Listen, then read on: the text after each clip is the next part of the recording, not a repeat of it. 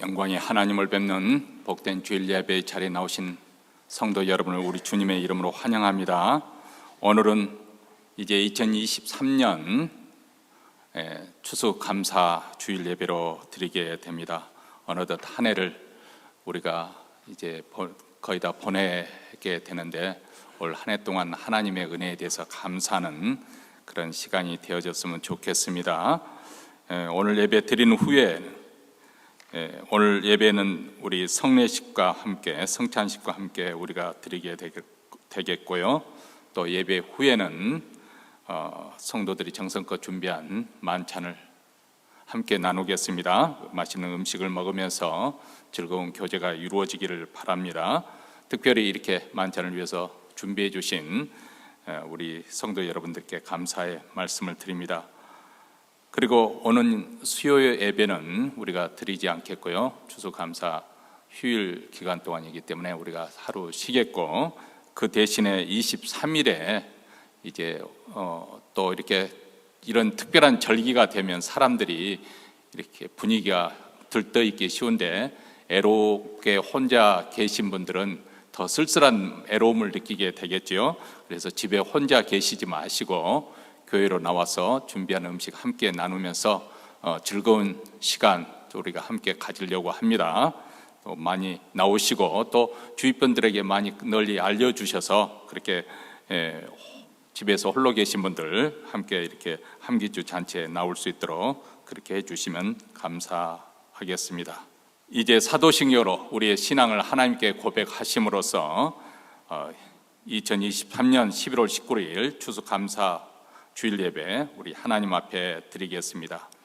전능하사 천지를 만드신 하나님 아버지를 내가 믿사오며 그의 아들 우리 주 예수 그리스도를 믿사오니 이는 성령으로 잉태하사 동정녀 마리아에게 나시고 본디오 빌라도에게 고난을 받으사 십자가에 못 박혀 죽으시고 장사한 지 사흘 만에 죽은 자 가운데서 다시 살아나시며 하늘에 오르사 전능하신 하나님 우편에 앉아 계시다가 저리로서 산 자와 죽은 자를 심판하러 오시리라.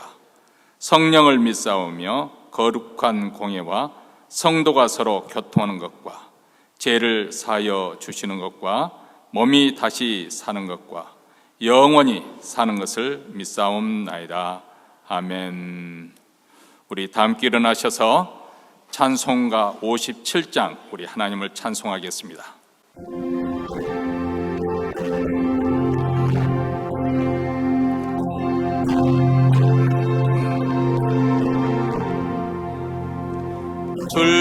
즐겁게 한식할 날 반갑고 좋은 날 내 마음을 병케 하니 즐겁고 기쁜 날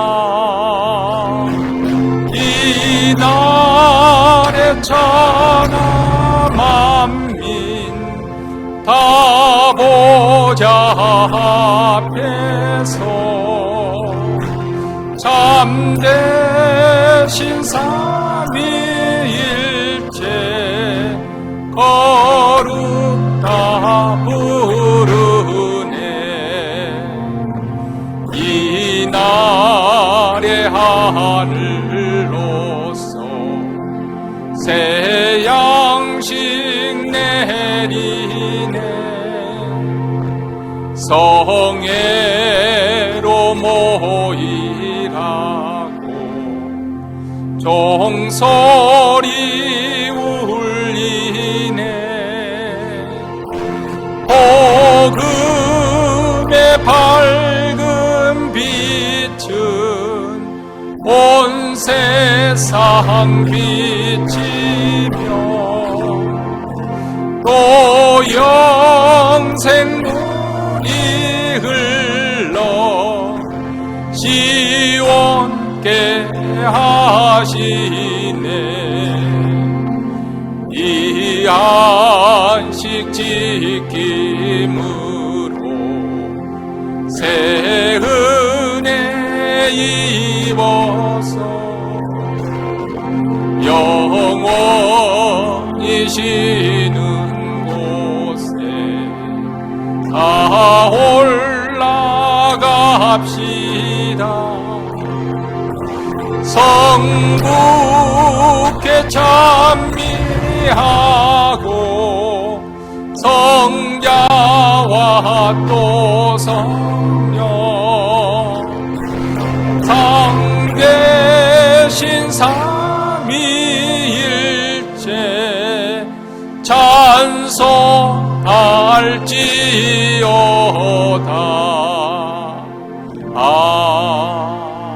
아멘.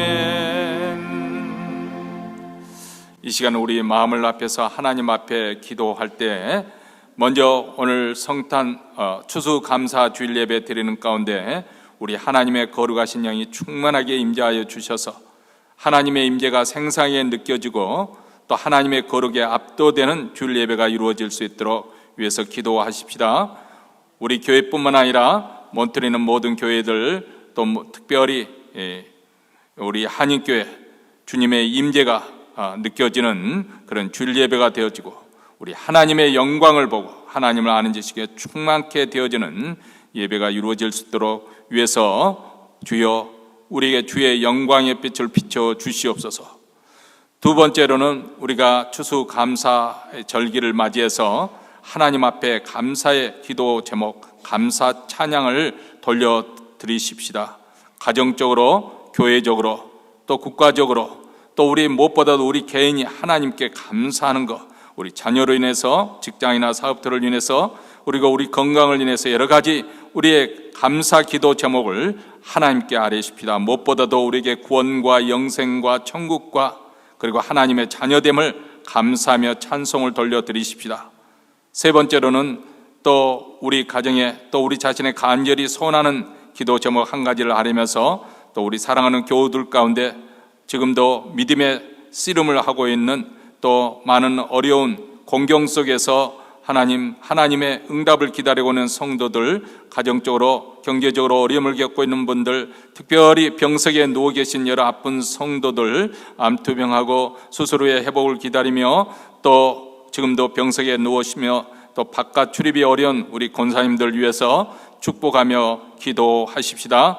이러한 기도 제목을 가지고 우리 하나님의 치유의 역사, 회복시키시는 하나님의 은혜가 충만하게 나타날 수 있도록 다 함께 통성으로 하나님 앞에 기도하겠습니다. 자비로우시고 은혜로우신 하나님 아버지, 오늘 추수감사 주일 예배로 저희들 주님 앞에 한자리에 불러 모아주셔서 감사합니다.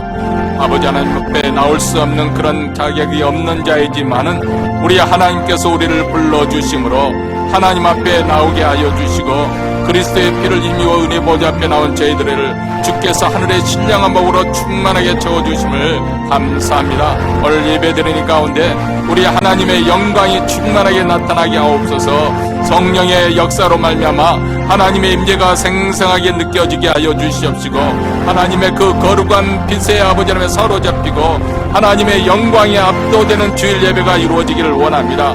우리 교회뿐만 아니라 몬트리는 모든 교회들, 특별히 한인교회 주여 주의 영광을 나타내 주시옵소서. 하나님을 아는 지식에 부요하게 하여 주시옵소서. 은혜가 충만케 되어지는 주일 예배가 되어지기를 간절히 원하고 기도합니다. 하나님 아버지, 특별히 감사 절기를 맞이하여 저희들 아버지 하나님 개인적으로 국가적으로 또 교회적으로 아버지 하나님의 사회생활 가운데 모든 감사의 기도 제목을 가지고 하나님께 영광과 찬송을 돌려드립니다. 다사다난한 어려운 한 해도 이런 모든 일들이 있었지만은 여기까지 주님께서 건강 주시고 자녀들에게 아버지 주 은혜를 입혀주시고 손주들까지 주님께서 지켜 보호하여 주심을 감사합니다. 우리의 직장과 사업들로 인해서 감사합니다. 우리에게 건강을 주시는 우리 하나님께 감사합니다. 하나님 아버지, 또 아픈 중에서도 우리 하나님의 위로를 받게 하여 주시니 감사합니다. 오늘 또 하나님의 은혜 속에 예배에 나오게 하신 사랑하는 하나님의 임재가 충만한 가운데 예배하게 하신 우리 하나님을 감사하며 찬양합니다. 하나님 아버지, 이어서 또 아직도 아버지 우리가 기도하며 기다리는 점을 가지고 다시 한번 하나님께 감사함으로 아뢰입니다. 우리 자녀들 위해서 축복하며 기도합니다.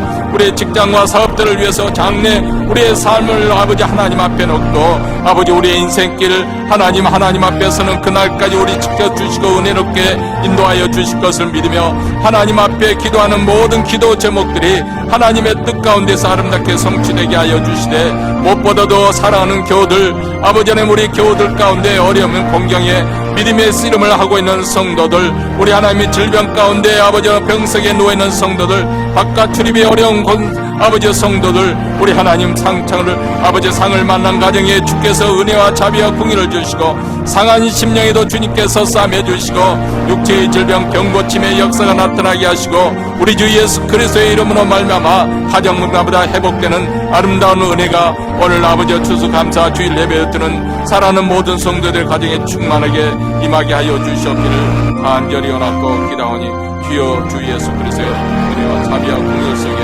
역사하여 주시옵기를 간절히 원하고 기도합니다.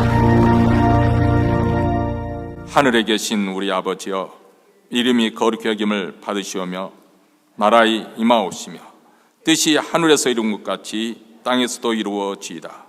오늘날 우리에게 일용할 양식을 주옵시고 우리가 우리에게 죄인 자를 사하여 준 것 같이 우리 죄를 사하여 주옵시고 우리를 시험에 들게 하지 마옵시고 다만 악에서 구하옵소서. 대개 나라와 권세와 영광이 아버지께 영원히 싸움나이다. 아멘. 이제 하나님 말씀 보겠습니다. 우리에게 주신 오늘 하나님의 말씀은 골로새서 1장 3절로부터 6절 말씀 우리 다 같이 한 목소리 읽습니다. 우리가 너희를 위하여 기도할 때마다 하나님 곧 우리 주 예수 그리스도의 아버지께 감사하노라. 이는 그리스도 예수 안에서 너희의 믿음과 모든 성도에 대한 사랑을 들으며 너희를 위하여 하늘에 쌓아둔 소망을 인함이니 곧 너희가 전에 복음 진리를 말씀을 들은 것이라. 이 복음이 이미 너희에게 이름해 너희가 듣고 참으로 하나님의 은혜를 깨달은 날부터 너희 중에서와 같이 또한 온 천하에서도 열매를 맺어 자라는도다. 아멘. 오늘 추수감사 예배를 성찬식과 함께 드리게 됩니다. 우리 주님의 은혜를 다시 새롭게 또 이렇게 회복할 수 있는 그리고 다시 한번 자각할 수 있는 그런 은혜의 자리가 되어졌으면 좋겠습니다. 그리고 예배 후에는 우리 성도들이 정석권 준비한 만찬을 함께 하게 될 것인데 이를 위해서 이제 도네이션도 해주시고 그리고 또 어제 오늘 부엌에서 수고를 많이 하신 분들의 수고가 있습니다. 돌이켜 생각해 보면 올 한 해 동안은 참 먹을 것이 그 어느 때보다도 풍성한 한 해가 아니었나 그런 생각을 하게 됩니다. 주일 우리 친교에 국밥은 말할 것도 없고 친교가 준비되지 않은 날은 또 심지어는 붕어빵을 구워서 대접을 또 해드리고 또 수요차장 예배도 여러 가지 다양한 맛있는 음식을 준비해서 함께 예배 드린 후에 나눌 수 있는 그래서 우리가 교제가 아름답게 이루어질 수 있도록 수고하신 분들 수고를 아끼지 않으시는 이런 헌신한 분들이 있었기 때문에 이 모든 일이 이렇게 올 한 해 동안 우리가 잘 먹으면서 좋은 교제 나눌 수가 있었습니다. 이런 수고를 생각할 때마다 어떻게 저렇게 헌신을 할 수가 있을까 그런 생각을 하게 됩니다. 그런데 우리가 예수를 믿게 되면 우리 마음에 변화가 일어나게 되는데 우리 또한 주님을 사랑하게 된다는 것입니다. 하나님의 사랑을 자각하게 되니까 그 사랑이 우리 마음에 부어지게 되니까 우리도 하나님을 사랑하는 마음이 생기게 되고 하나님을 사랑하게 되면 하나님의 교회를 사랑하는 마음이 생기게 되죠. 그리고 성도들이 존귀하게 느껴져요. 물론 세상에서는 때로는 다시는 보고 싶지 않은 또 세상적으로 표현하면 입맛도 없다고 그러네. 입맛이 없는 그런 사람들 만나기도 하지만은 또 얼굴을 상대하고 살고 싶지 않은 그런 분도 계시겠지만은 그럴지라도 성도들이 다 귀하게 여겨지는 것이죠. 왜냐하면 우리 주님으로 인해서 주님의 사랑이 우리를 그렇게 변화시켜 주는 것입니다. 그래서 우리가 함께 성도들과 공동체 생활하는 것이 즐겁고 함께 예배드리고 교제하며 기도하는 것이 즐겁고 또 사랑으로 섬기는 것이 얼마나 즐거운 마음으로 하는지 모르겠습니다. 생각을 해보세요. 이제 점점 고령화가 되고 또 이렇게 몸이 아프게 되게 되면 나이가 들면 들수록 가장 절실하게 필요한 것 중에 하나가 이 교제입니다. 좋은 친구들, 또 성도들의 둘러싸여 있는 사람들, 참으로 복된 것이죠. 물론 가족들이, 가장 가까운 가족들이 곁에 있어서 이렇게 섬겨준다면 그것 이상 더할 나위가 없겠지만은, 만약에 가족들이 미국 같은 경우는 자녀들이 떨어져서 자기 살 길 바쁘고 그런 와중 속에서 이런 추수감사절기 때는 또 얼마나 비행기편이 어렵습니까? 그래서 어쩔 수 없이 홀로 보낼 수밖에 없는 그런 상황 속에서 성도들이 이렇게 섬겨줄 때, 또 우리가 오는 수요일 날 함께 기뻐하는 추수감사절 함기추 잔치를 이렇게 함으로써, 함께 교제함으로써 이렇게 우리가 나이 들은 그 애로움을 극복하면서 병상에 누워있는 분이라도 우리가 또 성도들의 돌봄 중에서 간다는 것 자체가 큰 위로가 되고, 그리고 교회 생활이 너무나도 우리에게 힘이 되어지는 것이죠. 물론 교회 생활이 마냥 즐겁게 진행되는 것만은 아닙니다. 또 때로는 우리에게 부담으로 다가올 수도 있는 것이고, 또 힘이 들기도 한 것이죠. 특별히 사람과의 그 관계, 인간관계가 또 매우 어렵고 또 때로는 고통을 안겨줄 수가 있습니다. 왜냐하면 이 땅에 존재하는 지상에 있는 모든 교회가 완전한 것은 아니기 때문에, 우리 모두 다 죄인이지 않습니까? 죄인들이 모이는 곳이기 때문에 교회라고 해서 애애 없이 좋기만 한 것이 아니라 사실 많은 상처를 입기도 합니다. 마음이 아프기도 해요. 마음을 다치기도 합니다.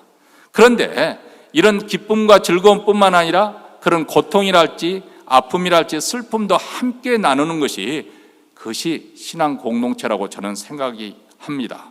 고린도전서 12장 26절에도 만일 한 지체가 고통을 받으면 모든 지체도 함께 고통을 받고, 한 지체가 영광을 얻으면 모든 지체도 함께 즐거워한다, 이렇게 말합니다.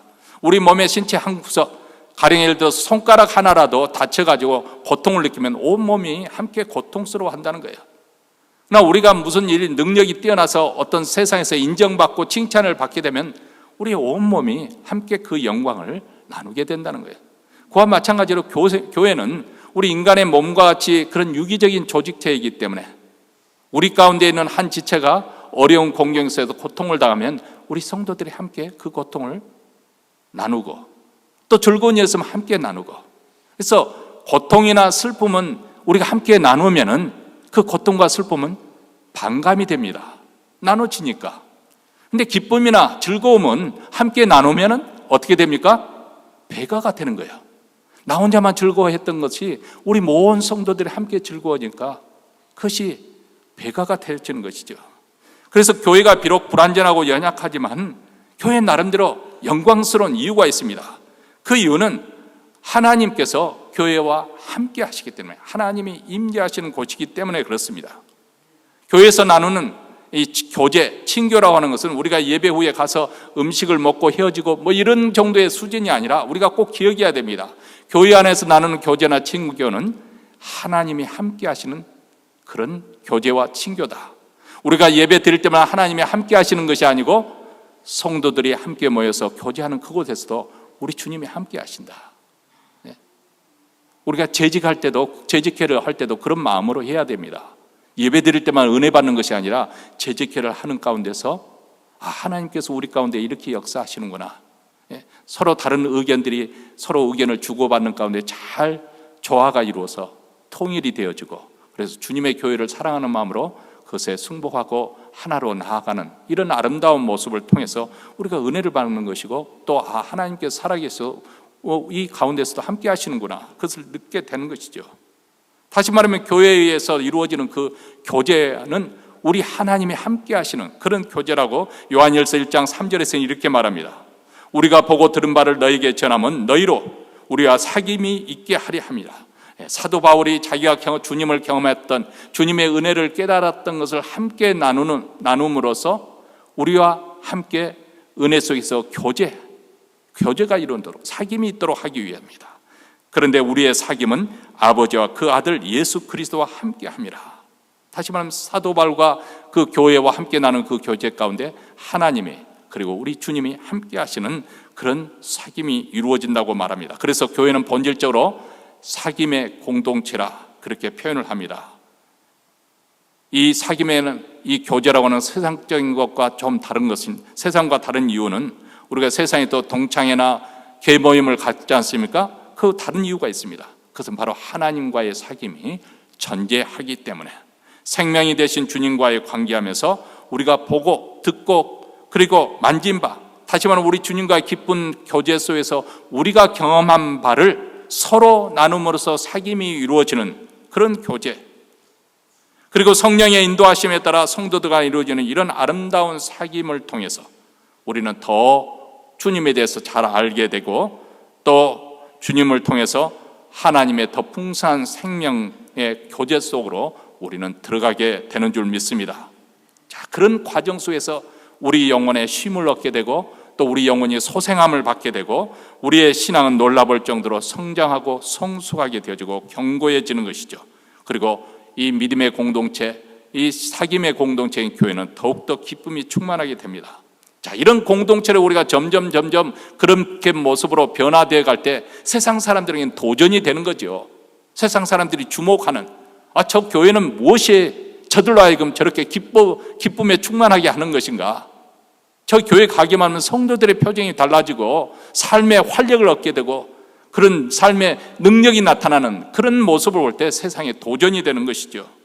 왜냐하면 교회로부터 그런 역동적인 힘을 느끼기 때문에 그렇습니다.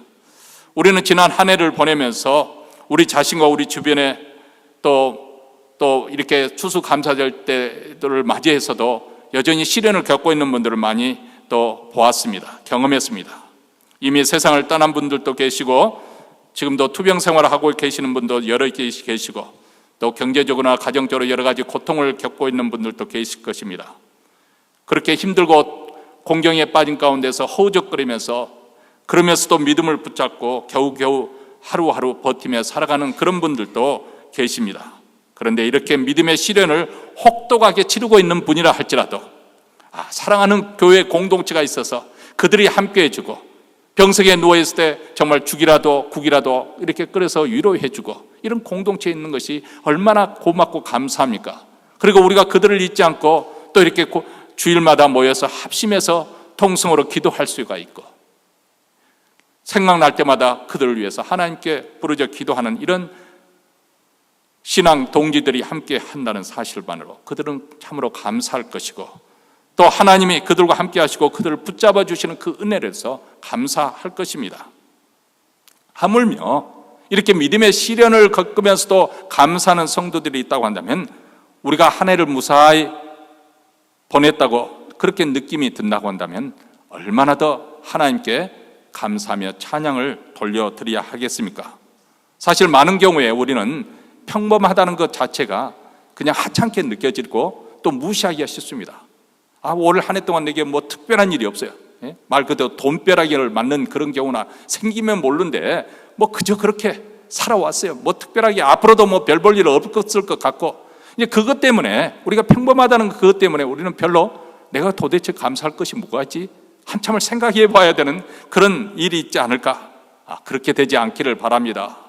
여러분 사실 이 세상에서 평범하게 사는 것 자체만 해도 얼마나 감사한지 몰라요.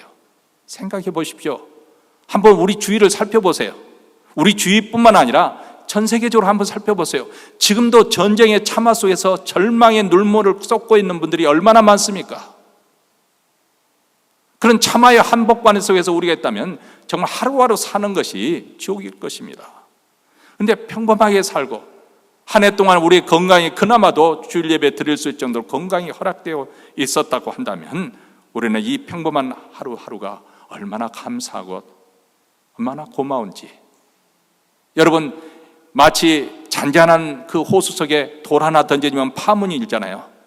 평범했던 것, 당연하게 생각했던 것, 별로 감사하지도 않고 그저 그러려니 하고 생각했던 그 우리 일상생활에 만약에 사고가 일어난다, 어떤 재난이 엄습한다, 그러면 천지가 뒤집어지는 것 듯한 그런 황망함을 느끼게 되지 않겠습니까?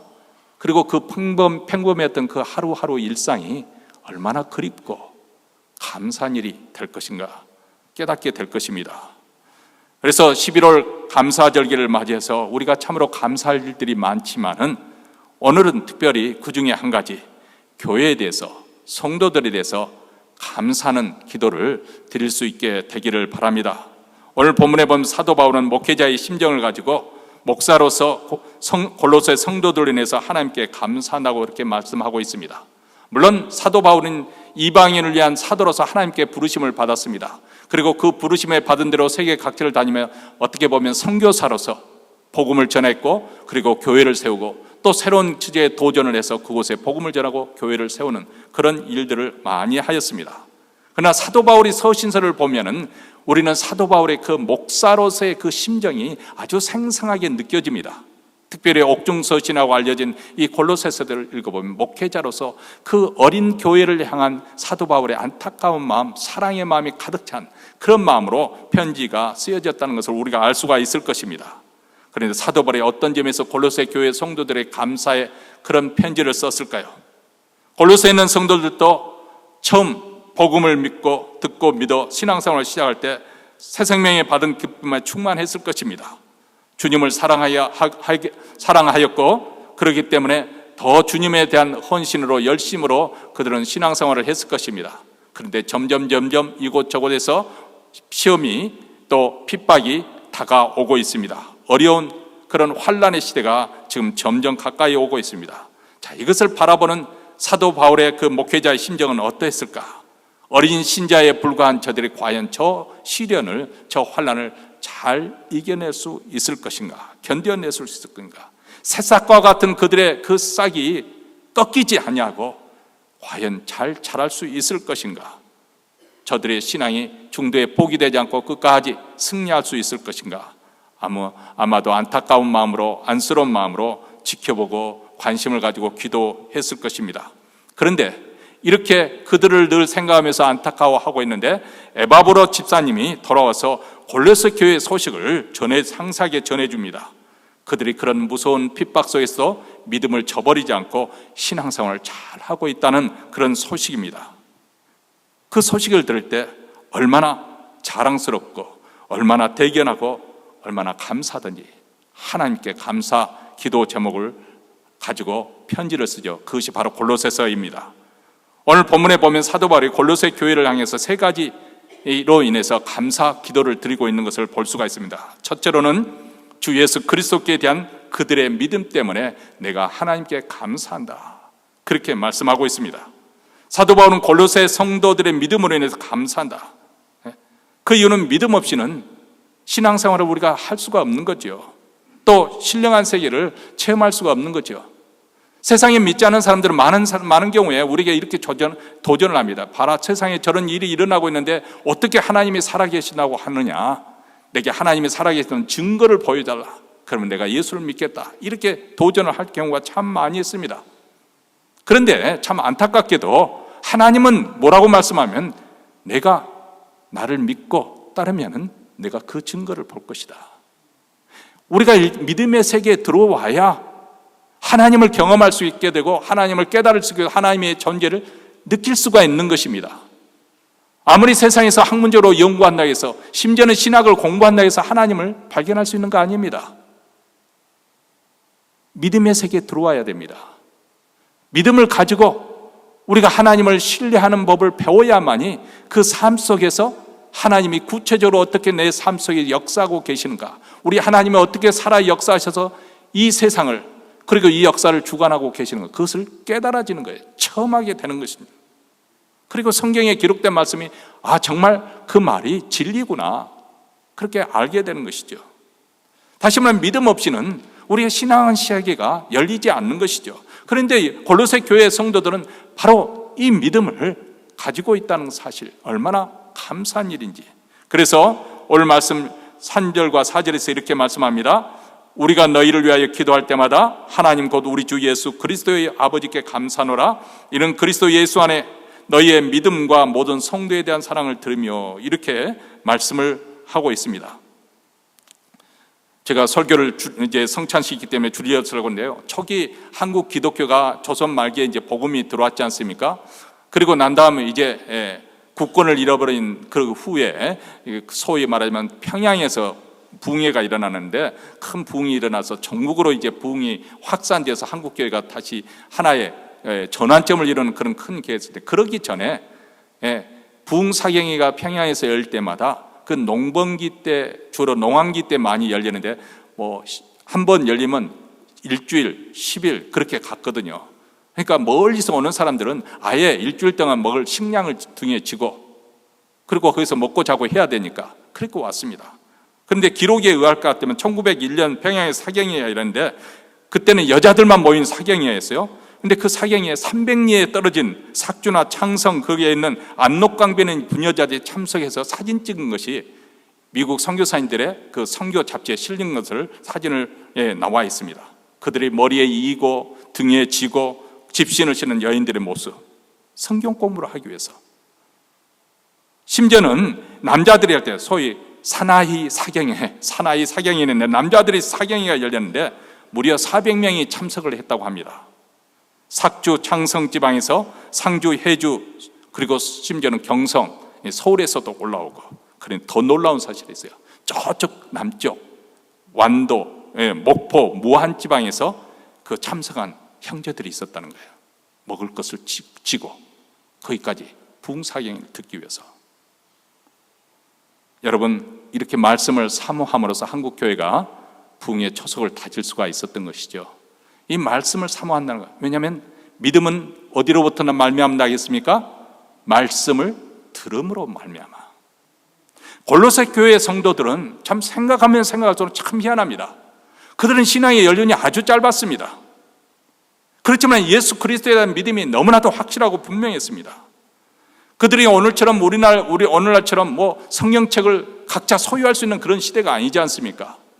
아니, 오늘날은 스마트폰에도 성경책을 다 집어넣을 수 있는 그런 시대에 우리가 살고 있고, 방송을 키면 또 인터넷 방송을 키기만 하면 얼마든지 하나님의 말씀을 들을 수 있는 그런 기회인데, 그때는 그런 시대가 아니에요. 아주 제한된, 소위 말하는 순회 교사들에 의해서 말씀을 듣는 그런 정도밖에 되지 않는 그런 상황인데, 그럼에도 불구하고 예수 그리스도의 믿음이 아주 굳게 뿌리를 내리고 있었습니다.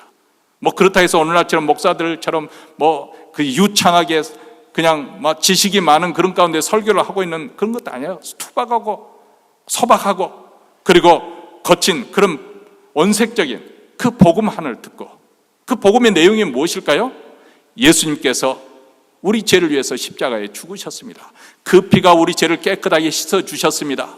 그리고 누구든지 그를 믿는 자마다 영생과 구원이 주어지는데, 예수님은 3년 만에 부활하시고, 그리고 하나님 나라 그 전능하신 하나님 나라 보좌 우편에 앉아 계셔서 지금도 만유의 주로서 만왕의 왕으로서 다스리십니다. 그리고 불온간에 그분은 다시 오실 것입니다. 뭐 복음 중에 복음, 그것을 듣고 너무나도 확실하고 분명한 이 복음을 믿고, 그래서 그 복음으로 인해서 그들이 확신이 생기니까 어떤 시련이 있어도, 어떤 어려움 속에서 흔들리지 않을 수가 있었죠. 그래서 이 골로새 교회 성도들을 향해서 사도 바울이 하나님께 감사한다. 그 어린 신앙을 가졌던, 우리처럼 뭐 한 목회자에 의해서 쭉 신앙의 훈련을 받고 매주일마다 예배를 드려서 말씀을 통해 훈련받고 그런 상황이 아니지 않습니까? 사도 바울이 지나가거나 아니면 교사들이 지나갈 때 그때 집중적으로 말씀을 듣고, 그리고 나머지는 자기들끼리 알아서 해야 되는 그 어린 신자들에 불과한 그 교회가 어떻게 그렇게 믿음을 지키면서 핍박을 굳건하게 이겨내고 있는지 너무나도 감사하고 있지 않습니까? 사랑하는 성도 여러분, 여러분들은 이 추수감사 주일 예배를 드리면서 여러분의 믿음은 어떻습니까? 계속 그리스도 안에서 그 믿음이 성장하고 성숙해져 가고 있습니까? 그래서 여러분이 골로새 교회 성도들처럼 어떤 인생의 위기를 만났을 때 여러분은 그 믿음이 흔들리지 않고 견고하게 설 수 있을까요? 아니, 어떻게 보면 우리 모두에게 아직 인생의 최후 시련은 남아 있습니다. 그것은 바로 죽음입니다. 누구에게나 죽음은 우리에게 남은 마지막 시련이에요. 근데 그 죽음을 앞두고 우리가 얼마나 그 죽음을 잘 믿음으로서 의연하게 잘 대처할 수 있을까? 물론 누구나 뭐 믿음이 좋다 해서 죽음에 대해서 전혀 두려워하지 않고 뭐 떳떳하게 그렇게 나가는 것은 아니겠지만은, 그런 모든 과정을 통해서도 점점 더 거룩함이 나타나고 하나님에 대한 사랑의 마음, 헌신의 마음이 더 나타나서 어떻게 보면 그 사람의 인생에 있어서, 그 사람의 신앙생활에서 어쩌면 정점이 되는 그 자리가 바로 임종의 자리가 되어야 될 텐데, 과연 우리가 그 믿음의 길을 가고 있는 것인지, 그 죽음의 자리에 설 때 내가 정말 주 예수 그리스도의 그 믿음을 고백할 수 있는 것인지, 한번 우리 자신이 그 임종의 자리도 우리의 믿음에 흔들리지 않고 견고한 그런 믿음, 만약 그런 믿음을 가지고 있다면, 그 믿음이 지금 완성되거나 완전하게 견고한 것은 아니지만 비록 새싹에 불과할는지 모르지만 점점 그 믿음이 자라고 있다. 그렇다면 우리는 그 믿음으로 인해서 하나님께 감사할 수 있습니다. 두 번째 감사는 모든 성도들에 대한 사랑 때문에 감사한다. 이는 그리스도 예수 안에 너희 믿음과 모든 성도에 대한 사랑을 드리며, 여러분, 우리가 잘 아는 것처럼 사랑은 믿음의 표현입니다. 우리가 보통 말이라고 해서 그 사람의 인격의 표현이라고 하잖아요. 그 사람이 하는 말, 뉘앙스, 태도, 제스처, 이 모든 것이 그 사람의 인격됨, 인품을 드러내는 것이거든요. 우리는 그 사람이 말하는 것을 통해서 그 사람의 인격이나 인품을 가늠해보고, 심지어는 그 사람이 무슨 생각을 하고 있는지, 마음에 흉중에 뭘 담고 있는 것인지, 이건 우리가 잘 아는 바 아닙니까? 먹을 것에 관심이 많으면은 먹으면서도 먹는 이야기 하잖아요. 저도 그런 것을 봤어요. 저 자신이 그러고 있는 모습을 봤어요. 내가 너무 먹는 일에 지금 취해 있는 것이 아닌가. 먹으면서도 그 다음에 뭐 먹을까 이 이야기를 하고 있는, 그럼 먹는 일에 지금 취해 있는 거야.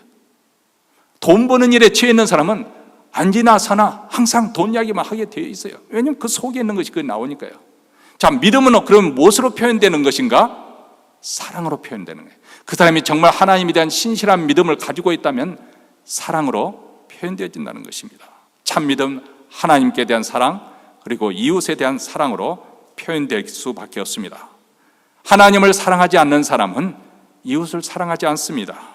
이웃을 불쌍히 하며 사랑하는 마음이 없는 사람은 하나님께 대한 사랑이 없는 사람이고, 그 사람은 믿음이 없는 사람입니다.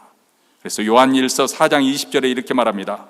누구든지 하나님을 사랑하노라 하고 그 형제를 미워하며 이는 거짓말하는 자니, 보는 바 그 형제를 사랑치 아니하는 자가 보지 못하는 바 하나님을 사랑할 수가 없느니라. 예수님께서도 이 믿음의 공동체에게 새 계명을 주셨는데, 요한복음 13장 34절에 새 계명을 너희에게 주느니 서로 사랑하라. 내가 너희를 사랑한 것 같이 너희도 서로 사랑하라. 내가 너희를 사랑한 것처럼. 우리 주님이 우리에게 주신 사랑은 어떤 사랑이나요? 자기의 유익을 구하지 않고 상대방을 위해서 자기 목숨까지 내놓는 희생적인 사랑을 말하고 있지 않습니까? 너희도 내가 너희를 사랑한 것처럼 서로 사랑하라고 그렇게 말합니다. 자, 이 서로 사랑하는 새 계명을 주신 것은 바로 십자가의 죽음을 앞두고 있는 아주 긴박한 상황에서 주셨습니다. 마지막 예수님께서 이 세상을 떠나는 그 순간에도 서로 사랑하라 제자들에게 당부하셨을 때 그 많은 이유가 있었을 거예요. 여러 가지 할 말이 있었음에도 불구하고 서로 사랑하라 그 계명을 주신 이유는 무엇일까? 자, 제자들은 예수님이 메시아인 줄 알고 3년 동안 쫓아다녔습니다. 그런데 갑자기 예수님께서 아주 무력하게 체포되으시고 또 처참하게 십자가 처형을 당한다면 그들에게 얼마나 큰 충격이 될 것입니까? 죽음과 두려움, 공포가 확 밀려오는 그 상황 속에 과연 그들이 믿음을 지켜낼 수 있을 것인가? 사실 베드로도 예수님을 3번이나 부인하지 않았습니까? 이런 영적, 정신적 위기 속에서 그들의 버팀목이 되어줄 수 있는 것은 너희들이 서로 사랑으로서 견뎌낼 수 있다는 것입니다. 예수님께서는 그래서 제자들에게 서로 사랑하라고 새 계명을 주신 것이에요. 왜냐하면 사랑은 우리를 담대하게 하기 때문에, 사랑은 두려움을 극복하게 하기 때문에. 요한일서 4장 18절에도 사랑 안에 두려움이 없고 온전한 사랑이 두려움을 내어쫓나니 두려움에는 형벌이 있습니다. 두려워하는 자는 사랑 안에서 온전히 이루지 못하였노라. 이미 제가 말씀드린 것처럼 죽음이라는 것이 우리 인생의 최후의 시련인데, 사실 믿는 사람이나 안 믿는 사람의 죽음은 공포의 대상이 되는 것이죠. 우리 마음 가장 깊은 곳에 불안해, 그 불안의 가장 깊은 배후에는 뭐가 도사리고 있냐면 죽음에 대한 두려움입니다. 그런데 예수를 우리가 믿게 되고 하나님의 사랑을 확신하게 되면 이 두려움을 극복할 수가 있는 거예요. 쫓아낼 수가 있어요. 세상 사람들이 두려워하는 가장 큰 이유는 무엇이냐면 그들도 압니다. 본능적으로 자기 자신이 죄인이라는 사실을 압니다. 그렇게 사람들이 나는 양심적으로 살았다, 나는 선량하게 살았다고 하지만 사람이 완벽하게 산 사람이 누가 있습니까? 어떻게 보면 산다는 것이 하루하루가 죄를 더해가고 죄를 쌓아가는 그런 것이 우리 인생인데 일진데 누가 떳떳하고 말할 수가 있겠어요? 그러니까 본능적으로 아는 거예요. 죽음 다음 하나님의 심판이 있을 그것이 두려운 거죠. 그 알지 못하는 그 미지의 세계가 두려운 것입니다. 그런데 우리는 하나님의 사랑에 대해서 배웠지 않습니까? 자신의 독생자까지 아끼지 않고 내어주시는 우리 하나님, 그 하나님의 사랑이 그 어떤 것에서도 결코 그 사랑에서 우리를 끊어낼 수가 없다는 것을 우리가 배웠습니다. 그것이 사망이나 생명이나 천사들이나 권세자들이나 암일이나 장래일이나 높음이나 기쁨이나 그 어떤 것에서도 하나님의 사랑에서 우리를 끊을 자가 없다. 이 사랑에 충만해지면 우리 마음속에 있는 두려움을 쫓아낼 수가 있는 거예요. 담대하게 그 사랑이. 그래서 예수님께서 서로 사랑하는 계명을 주시면서 우리가 서로 사랑하게 되면 세상 사람들이 너희가 내 제자인 것을 알게 될 것이다. 우리가 예배하거나 기도하거나 말씀을 읽거나 봉사하거나 전도하거나 선교할 때 세상 사람들이 우리 보고 저들이 예수를 믿는 사람이구나 그렇게 인정해 주는 것이 아니라 우리가 서로 사랑할 때 그들을 보고 이 사람은 진실로 예수님을 추종하는, 예수님을 쫓아가는 예수님의 제자구나 그렇게 인정하게 될 것이라는 거예요. 여러분, 아무리 영감이 넘치는 예배를 드리게 되고 기도가 뜨겁고 말씀에 열심히 있고 교회 조직이 막 튼튼하고 그리고 전도와 선교를 열심히 하다고 한다 하더라도 우리 가운데 사랑의 실천이 없다고 한다면 그 교회는 여전히 안고 없는 찐빵이 되어버리는 것이죠. 그렇죠? 근데 복음이, 바로 복음을 받아들이는 골로새 교회는 그들의 믿음으로 말미암아 사랑의 실천이 있었어요. 그 사랑의 소문을 들었습니다. 모든 성도들을 향한 사랑의 그 손길. 그래서 그들은 사도 바울은 기뻐하고 감사할 수 있었던 것이죠. 올 한 해 동안 여러분들은 목장 식구들을 돌보면서, 교우들을 돌보면서, 특별히 병환 가운데 있을 때 그 교우들을 찾아가면서 죽 한 그릇, 미역국 한 그릇 끓여주면서 그들을 위해서 기도하며 위로해 주었습니다. 손에 물을 묻히면서 친교를 준비하고, 또 물론 지금은 청소하는 분이 계셨지만 또 청소하는 분이 없을 때는 여러분들이 이렇게 모여서 함께 청소를 하면서 여러분의 사랑을 이렇게 섬김으로 표현하였습니다. 이 모든 것이 주님의 사랑 때문에, 또 우리가 주님에 대한 믿음이 있었기 때문에 가능한 것이죠. 그래서 사도 바울은 이것으로 인해서 감사한다고 말씀하고 있는 것이죠. 마지막 세 번째는 소망입니다. 믿음과 사랑은 그렇다면 어디로부터 비롯한 것인가?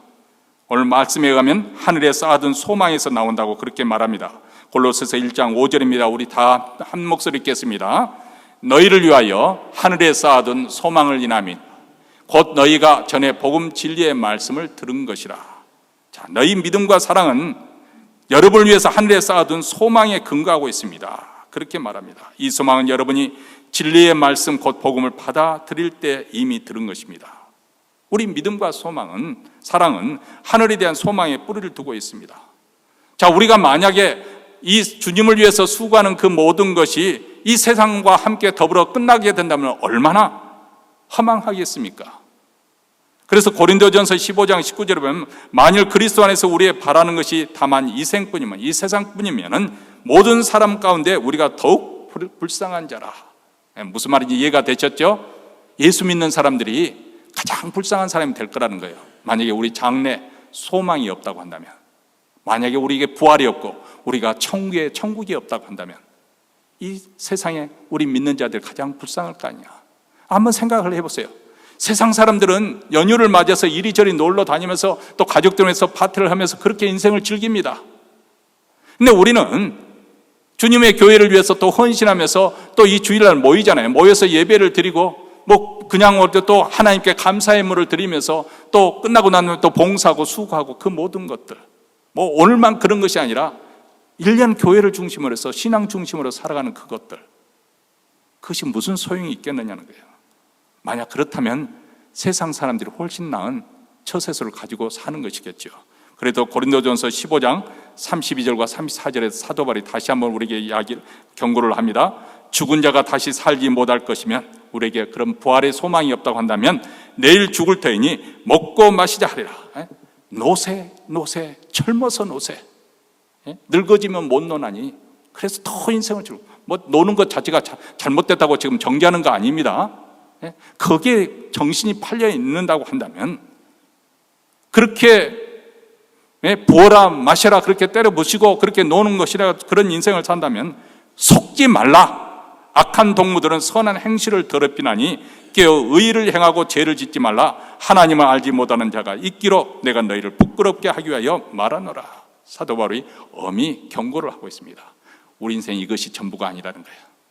이건 예고편에 불과하다는 거예요. 진짜 본편은 죽음 이후에 펼쳐질 나라, 예수님이 다시 오실 그 영광스러운 나라가 우리를 기다리고 있다. 그 복된 소망으로 인해서 그날이 되면 우리는 영광의 주님과 얼굴과 얼굴을 마주보는 그 영광의 하나님을 자태를 바라볼 수 있는 그런 곳에 나아가게 될 것이고, 그 나라에서 영원히 거하게 될 것입니다. 이 천국에 대한 소망이 있기 때문에 시련을 겪으면서도 우리는 믿음을 지키는 것이고, 또 어려운 형편 속에서도 사랑의 수고를 아끼지 않는 줄 믿습니다. 자, 오늘 본문에서 사도 바울은 골로새 교회 성도들에 대해서 감사하는 이유 3가지, 믿음, 사랑, 소망에 대해서 이것은 사도 바울이 즐겨 다루는 그런 주제이기도 합니다. 이 3가지가 바로 교회를 교회답게 만드는 요소이기도 하고, 골로새 교회는 어린 교회였지만 이 3가지가 잘 균형 잡게 뿌리를 내린 교회였습니다. 비록 파릇파릇 돋아는 어린 싹에 불과한 교회였지만은 예수의 생명력이 아주 충만한 교회. 그래서 1장 6절에도 보면 이 복음이 온 세상에 전해진 것 같이 여러분에게도 전해졌고, 여러분이 하나님의 은혜를 듣고서 참되게 깨달은 그날부터 여러분 가운데서 같이 온 세상에서 열매를 맺으며 자라고 있습니다. 이 복음이 그들에게 들어갈 때 믿음, 소망, 사랑 가운데 그들의 신앙이 점점점 열매를 맺어 온 세상에 자라고 있다. 이것을 전해된 사도 바울이 그래서 하나님께 감사한다 그렇게 말합니다. 자, 그런데 이 골로새 교회가 이렇게 되어진 데는 우연히 되어진 것이 아니라는 사실을 우리가 골로새서를 조금 더 자세히 들어가 읽어보면 알 수가 있습니다. 특별히 오늘 본문 이후에 1장 7절에 보면 이렇게 말합니다. 이와 같이 우리와 함께 종된 사랑하는 에바브라가 너희가 배웠나니, 에바브라에게 너희가 배웠나니 그는 너희를 위하여 그리스도의 신실한 일꾼이요. 이런 말. 다시 말하면 에바브라라는 신실한 일꾼, 그 집사님의 헌신적인 수고가 있었기 때문에 그가 먼저 사도 바울의 복음을 들었습니다. 배웠습니다. 그리고 난 다음 그가 배운 그 복음을 그 골로새 도시에 가서 그들에게 복음을 전했고, 그 어린 그 영혼들을 위해서 그는 헌신적으로 돌봐주어서 신실하게 말씀을 전파함으로 교회가 세워졌던 것이죠. 그래서 에바브라를 향해서 함께 종된 사랑하는 에바브라, 그는 그리스도의 신실한 일꾼, 집사였다. 그리고 4장 12절에도 그를 소개하기를 그리스도 예수의 종이라고 소개하고 있고, 항상 그는 너희들을 기억하며 기도하고 있다. 그리고 4장 12절에 보면 그리스도 예수의 종인 너희에게서 온 에바브라가 너희에게 문안하니 저가 항상 너희를 위해 예서 기도하여 너희로 하나님 모든 뜻 가운데 완전하고 확신하게 서기를 구한다. 그리고 빌레몬서 1장 23절에 보면 그리스도 예수 안에서 나와 함께 갇힌 자 된 에바브라, 그렇게 소개를 하고 있습니다. 다시 말하면 에바브라는 사도 바울과 함께 동역을 하면서 어디까지 가냐, 사도 바울이 감옥에 갇히는, 복음을 전하는 그 길로 감옥에 갇히는 그 자리까지 함께 감옥에 가기까지 한 신실한 믿음의 동역자, 동지였던 것을 보여줍니다. 우리는 사도 바울의 그 유대함, 그것을 감사하면 그 사람에게만 이렇게 집중해서 주목을 하기가 쉽습니다. 물론 사도 바울이 위대한 것은 사실입니다. 그렇지만은 사도 바울은 항상 그가 쓴 그 서신서의 마지막에 보면 그와 함께 동역했던 사람들, 그를 도와서 함께 사역을 같이 나눴던 그 사람들의 이름을 항상 이렇게 기록하면서 그들의 수고, 그들의 노고를 인정하라고 그렇게 말씀하고 있습니다. 오늘 본문에도 에바브라 집사님의 헌신과 기도를 우리는 기억해야 될 줄로 믿습니다.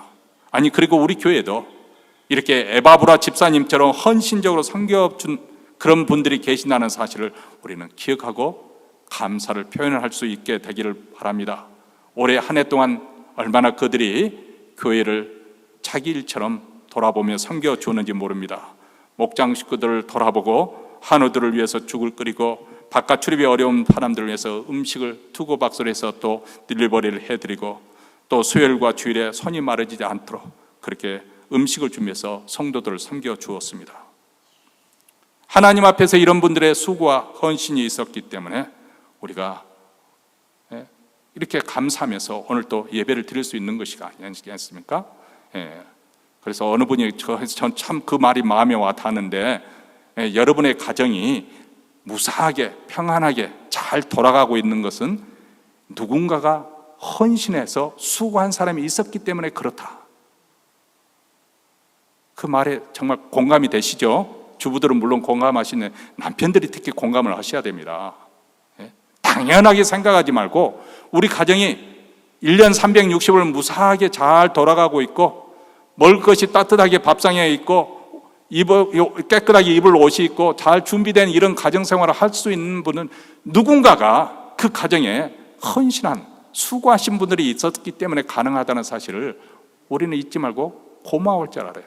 고마울 줄 알아요. 우리 남자분들이 나이 들어서도 이것을 깨닫지 못하면 참 힘들게 됩니다. 힘들게 되죠.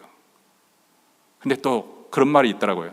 남자들이 철이 되면 빨리 죽는데요. 참 딜레마입니다.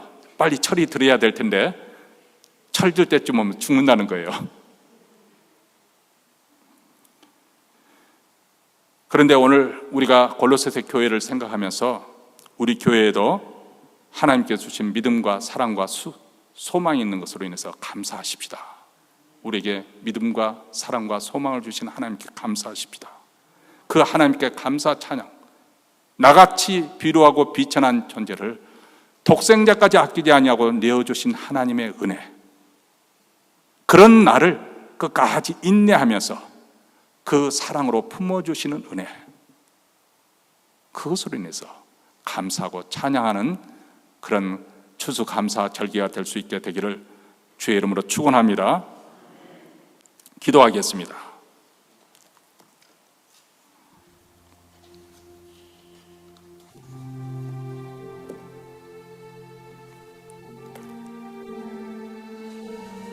사랑하는 성도 여러분, 우리가 추수감사 절기를 맞이해서만이 감사하는 것은 아닙니다. 감사는 믿음이 있는 사람들이 하나님께 표현하는 믿음의 표현입니다.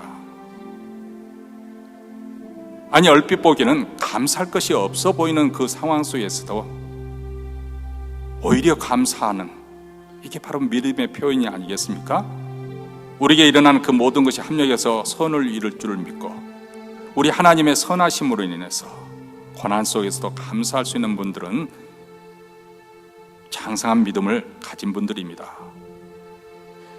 오늘 감사절기를 맞이해서 우리가 평소에 당연하게 여겼던 것, 무시했던 그 모든 것이 결코 당연한 것이 아니다. 우리가 누리고 있는 게 결코 저절로 된 것이 아니라는 것을 생각하고 감사하는 마음을 가지며 우리 하나님께 예배를 드리십시다. 그리고 이어서 우리가 성찬식을 거행할 텐데 우리 마음을 준비하시고요, 성찬위원들은 앞으로 나와서 준비해 주시면 감사하겠습니다.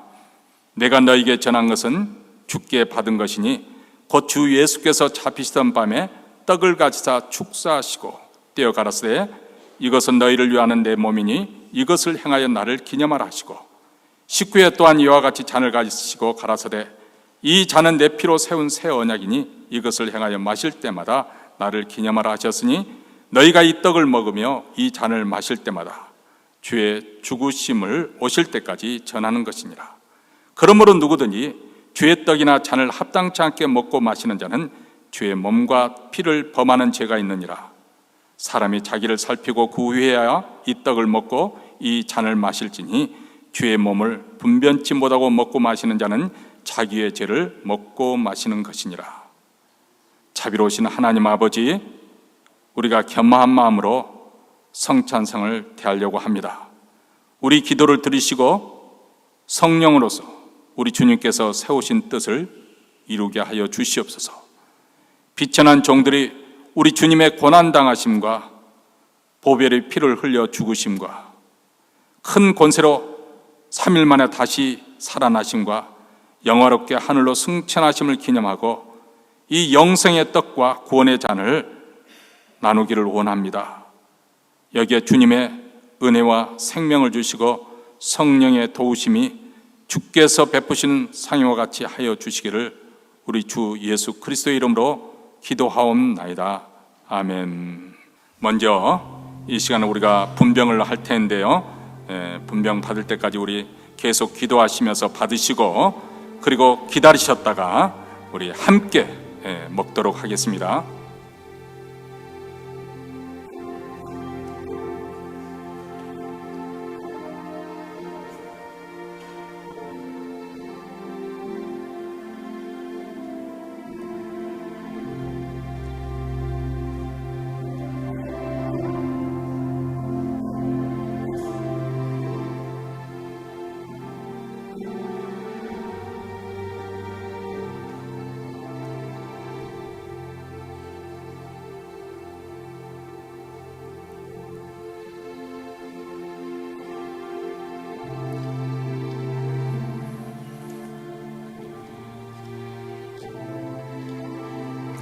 우리 주 예수 그리스도를 하나님의 아들고 그리스도 고백한 성도들, 세례를 받은 분들에게 우리가 분병과 분잔을 하려고 합니다. 만약에 아직 세례를 받지 못하신다면 세례를 받으실까지 기다리시고 다음에 그렇게 받으시기 바랍니다.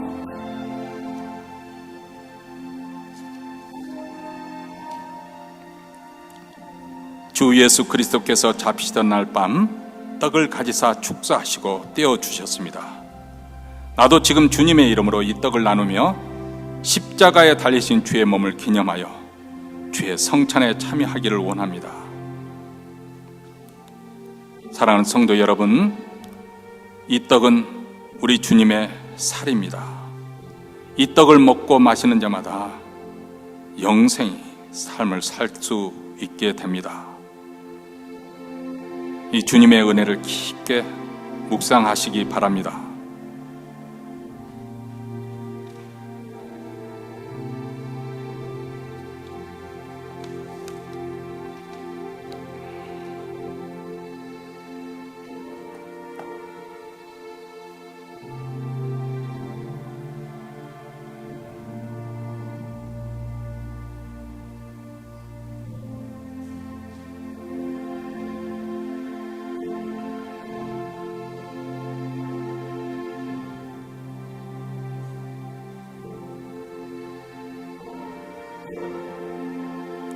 예수께서 가라사대 때 내가 곧 생명의 떡이니 내게 오는 자는 결코 줄이지 아니할 터요 나를 믿는 자는 영원히 목마르지 아니하리라. 내가 곧 생명의 떡이로다. 너희 조상들은 광야에서 만나를 먹어서도 죽었거니와 이는 하늘로서 내려오는 떡이니 사람으로 하여금 먹고 죽지 아니하게 하는 것이라. 난 하늘로서 내려온 산떡이니 사람이 이 떡을 먹으면 영생하리라. 나의 줄 떡은 곧 세상에 생명을 내는 내 살이로다 하시니라.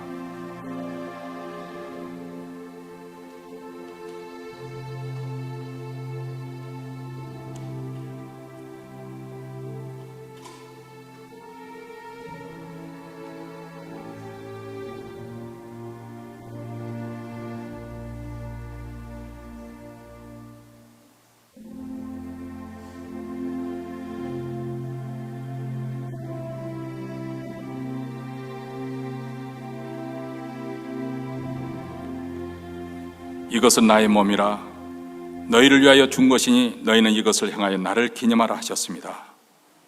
사랑하는 하나님 아버지, 세우신 뜻에 의지하여 주의 성찬상을 베풀고 떡을 나누고자 하니 이 떡이 신령한 영생의 떡이 되게 하여 주시옵기를 우리 구주 예수 그리스도 이름으로 기도합나이다. 아멘. 우리 다 함께 떡을 먹겠습니다. 이어서 분잔하겠습니다.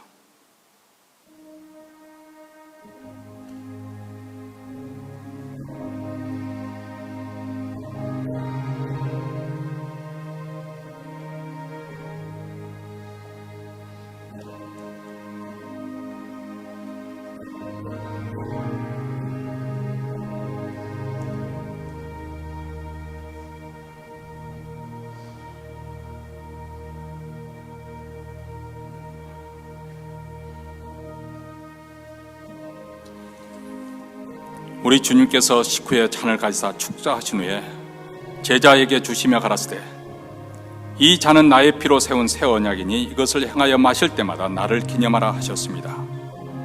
우리도 이 잔을 받을 때 합당하게 받음으로 새 언약의 축복이 새로워지기를 기원합니다.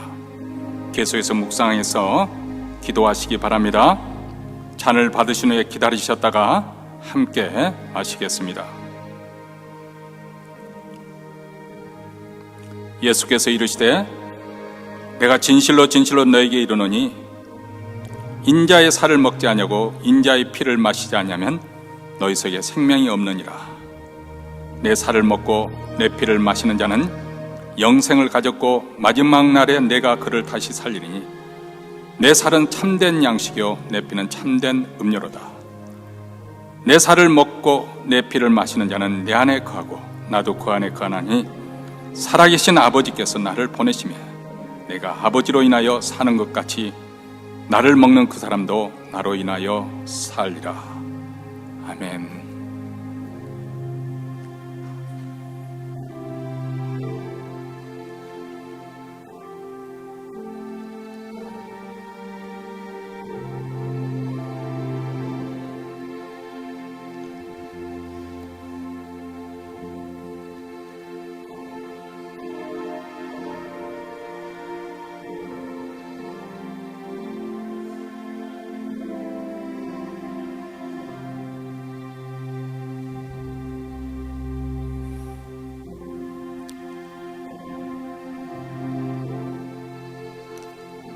아직 잔을 못 받으신 분은 손을 들어서 표해 주시면 되겠습니다.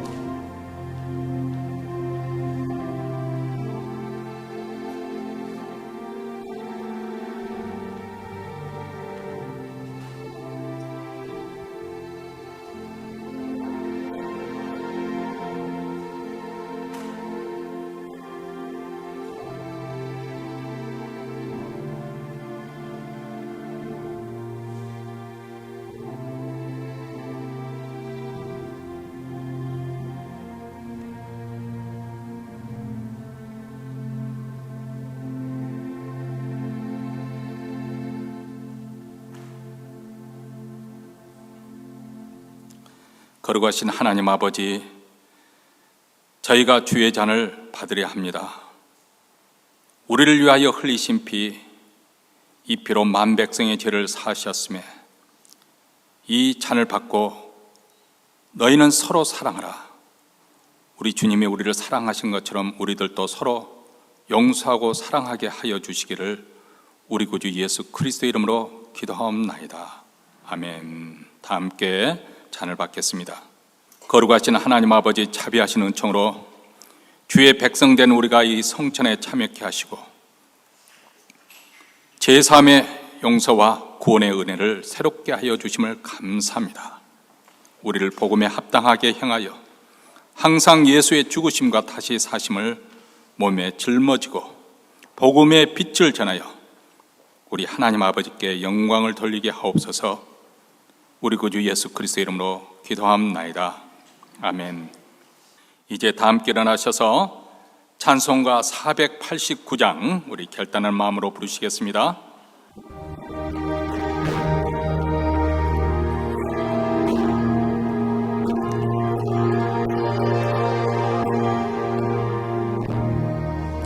세상 모든 풍파 너를 흔들어 약한 마음 낙심하게 될 때에 내려주신 주의 복을 세어라. 주의 크신 복을 내가 알리라. 받은 복을 세어 보아라. 크신 복을 내가 알리라. 받은 복을 세어 보아라. 주의 크신 복을 내가 알리라. 세상 근심 걱정 너를 누르고 십자가를 등에 지고 나갈 때 주가 내게 주신 복을 세어라. 두려움 없이 항상 찬송하리라. 받은 복을 세어 보아라. 크신 복을 내가 알리라. 받은 복을 세어 보아라. 주의 크신 복을 내가 알리라. 세상 권세 너의 앞길 막을 때 주만 믿고 낙심하지 말아라. 천사들이 너를 보호하리니 염려 없이 앞만 보고 나가라. 받은 복을 세어 보아라. 크신 복을 내가 알리라. 받은 복을 세어 보아라. 주의 크신 복을 내가 알리라. 하나님 아버지, 오늘 이 시간 우리가 받은 은혜가 너무나 크고 놀라워 정성껏 준비한 예물을 가지고 하나님 앞에 서서 바쳐드립니다. 우리 주 예수 그리스도의 복음이 땅끝까지 전파되게 하시고 북한 동포에까지 전파되게 하시사 우리 모두 다 하늘의 신령한 복을 누리고 믿음과 사랑과 소망이 충만한, 그래서 온 천하의 열매를 맺어가는 귀한 성도의 삶이 살 수 있도록 축복하여 주시고 주의 교회를 크게 흥왕하게 하시고 오늘 또 예배에 참여한 모든 성도들, 특별히 추수감사절기를 맞이해서 그 감사가 흘러넘쳐서 그 가정에 평강이 넘치게 하시고 기쁨이 넘치는 귀한 가정으로 주께서 삼아 주시옵소서. 이제는 우리 구주 예수 그리스도의 은혜와 하나님 아버지의 무한하신 사랑과 성령의 교통하심이 믿음, 소망, 사랑 가운데 항상 하나님의 은혜 더욱더 감사하며 감격하며 기쁨으로 나아가기를 소원하며 다짐하며 이 자리를 떠나는 사랑하는 주의 백성들, 그 가정과 기업과 교회 위에 영원토록 함께 있을지어다. 아멘.